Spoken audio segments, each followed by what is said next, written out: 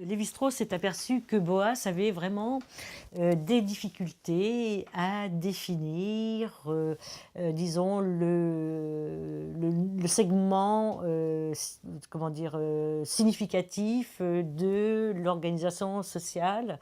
Euh, et donc, il y avait un vocabulaire, il utilisait différents vocabulaires, secte, genre, lignée, fratrie. Bon, il y avait ce noyau dur de l'organisation sociale, il ne savait pas trop.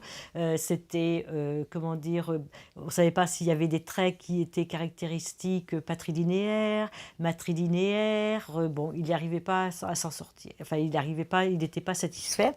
Donc, Boas, bon, ne trouvant aucune définition véritable pour caractériser ou un vocabulaire approprié pour caractériser, disons, ce type d'organisation sociale, donc avait finalement décidé d'adopter terme qui est utilisé par les Kwakwaka'wakw, qui est le terme numeim, et qui veut dire les gens de la même sorte. Déjà, quand on lit les rapports dans l'année sociologique, Moss et Durkheim, en fait, ils disent, notamment à propos d'un compte rendu sur l'organisation sociale des Bella Kula, ils disent, mais alors, bon, Boas, il comprend rien à l'organisation sociale, parce qu'il y a des traits, bon, c'est confus, etc. Et donc, j'ai noté ça, bon, dans un article. Qui est je pense cet article dans Coming to Shore, le lit de l'ouvrage qui a été publié à la suite du colloque là, organisé en l'honneur de Lévi-Strauss. Et je relisais ça et puis ça m'est venu comme ça. Je me dis tiens, oui, j'avais souligné ce point-là. Et donc Lévi-Strauss donc, entreprend je sais pas, comment dire, de trouver une solution à cette énigme. Et ce qui est intéressant, c'est que Lévi-Strauss va chercher un modèle, non pas dans d'autres sociétés dites primitives, mais il trouve le modèle dans les sociétés du Moyen-Âge européennes.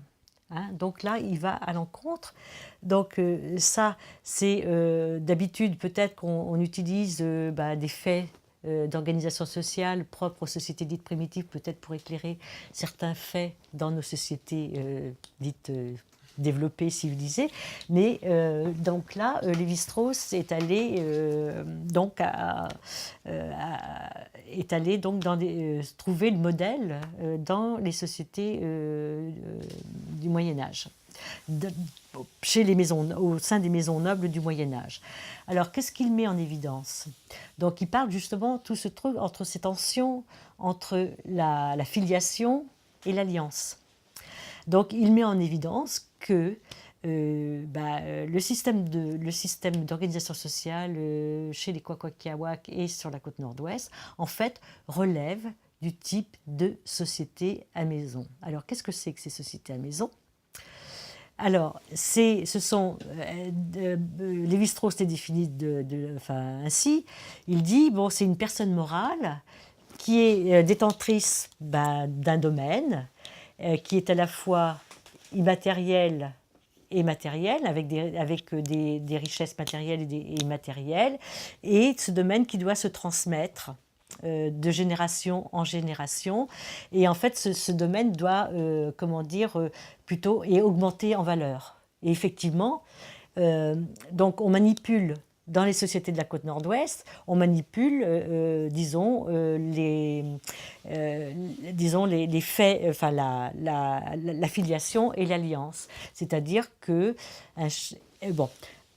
voilà, on manipule la filiation et l'alliance. Alors, bon, ce qu'il faut comprendre, c'est que le numeim, en fait, ce qui est important, ce n'est pas les personnes qui composent le numeim, ce sont les noms.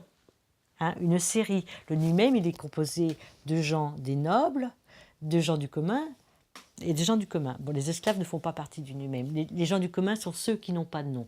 Mais le numeim, en fait, c'est une structure hiérarchique de noms. Et c'est ça qui est la colonne vertébrale d'une humaine.